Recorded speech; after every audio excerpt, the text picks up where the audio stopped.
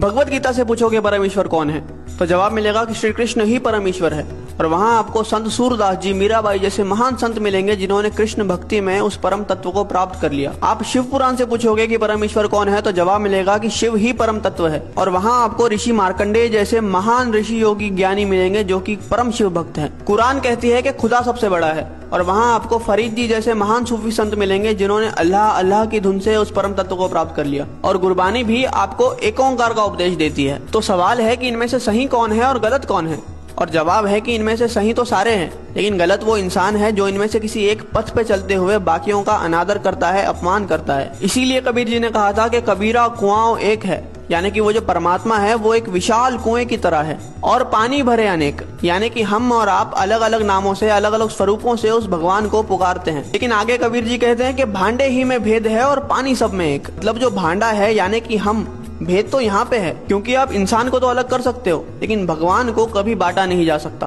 अब प्याला चाहे सोने का हो या पीतल का, उसके अंदर जो पानी है वो तो अंत में प्यास ही बुझाएगा।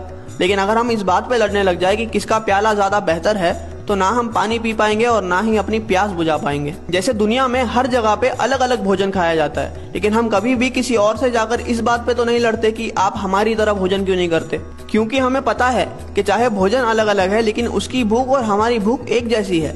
हो सकता है कि वो ब्रेड खाकर अपनी भूख मिटा रहा है और हम रोटी खाकर, लेकिन उसका असर जो हमारी बॉडी पे होगा वो एक जैसा ही होगा। इसलिए हमारी पेट की भूख तो मिट जाती है लेकिन हमारी परमार्थ की भूख कभी मिट ही नहीं पाती। हम लड़ने में इतने बिजी है कि हमें खाने की, यानी कि उस भक्ति को अनुभव करने की फुर्सत ही नहीं है। कबीरा कुआं एक है और पानी भरे अनेक, भांडे ही में भेद है, पानी सब में एक।